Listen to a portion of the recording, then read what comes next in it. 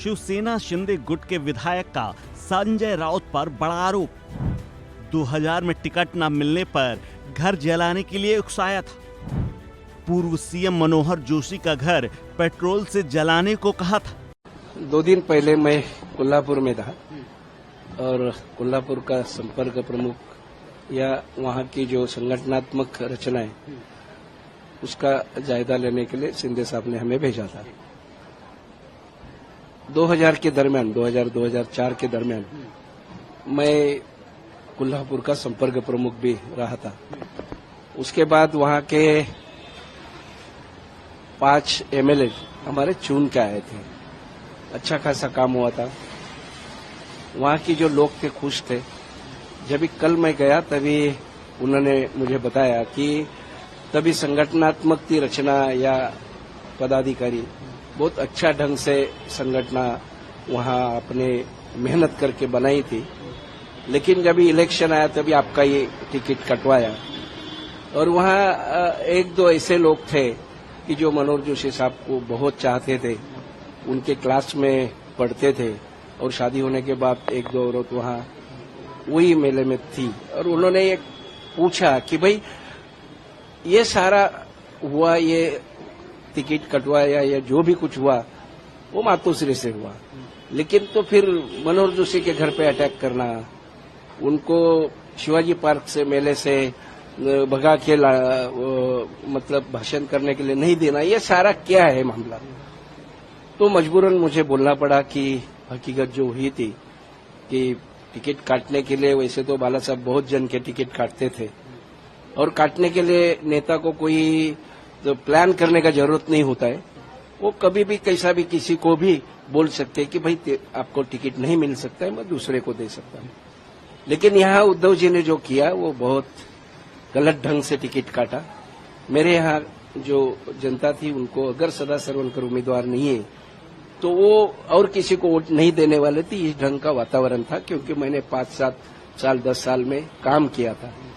तो उन्होंने एक षड्यंत्र रचाया और मुझे मनोहर जोशी ने मुझे मेरी जो टिकट है वो कटवाई। ये उद्धव जी ने और हमारे जो वहाँ मिलिंद नार्वेकर थे उन्होंने, आपको ये सारा मोर्चा लेके उनके घर पे जाना पड़ेगा।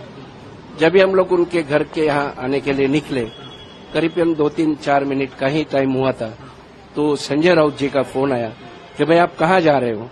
तो मैंने उनको बताना योग्य नहीं समझा कि मैं क्यों बताऊं उनको। उद्धव जी ने या मिलिंद जी ने मुझे जो बताया वो क्यों बोलूं, लेकिन उनको सारा पता था कि भाई आप मनोहर जोशी के घर पे जा रहे हैं, और अगर घर पे जा रहे हैं तो उनको छोड़ो मत, बाजू में पेट्रोल पंप है, पेट्रोल लेकर घर जला दो, उसका नाम भी मत रखो। ऐसा इस ढंग से आदेश दिए। उसके बाद हमारे जो सैनिक थे, मैं वहां सबको बता दिया कि हमको जाना है मनोहर जोशी के घर पे। उन्होंने टिकट नहीं तो सारा अगर जितना भी गड़बड़ हुआ उन्होंने किया है, तो उनके घर पे जाना चाहिए। और इस ढंग का मातोश्री का आदेश है तो अपने को पेट्रोल लेके उनके घर तक जाना चाहिए और घर चलाना चाहिए। ये सारी जो बातें थी वो टिकट कटवाने के लिए थी।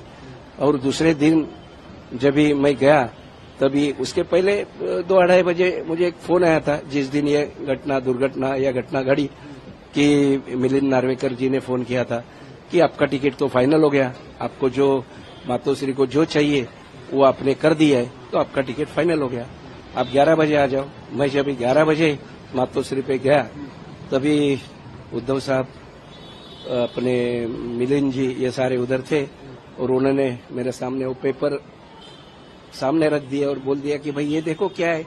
मैंने बोला ये साहब, क्योंकि हर पेपर में न्यूज थी कि शिवसेना का जो ज्येष्ठ नेता है मनोहर जोशी, उनके घर पे हमला सदा सरवनकर और उनके जो सहयोगी शिवसैनिक है उन्होंने किया। तो बोला ये है, अभी आप चुन के कैसा आओगे। मैं बोला साहब आ जाऊंगा मैं, मेरे को अगर टिकट मिलती है तो।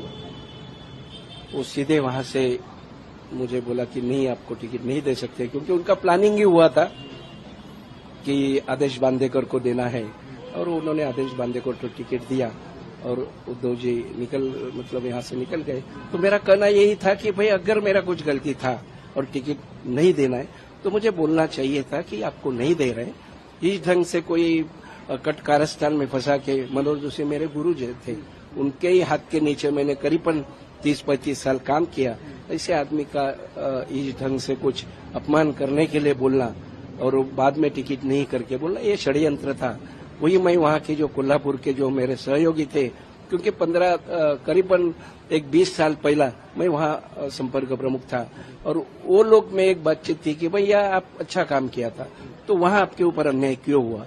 और वहाँ के जो एमएलए है राजेश क्षीरसागर जी, उन्होंने बोला था कि हम लोग टिकट लेके आए, लेकिन सदा सरवनकर वहाँ 3 दिन मातोश्री के बाहर ही खड़े थे।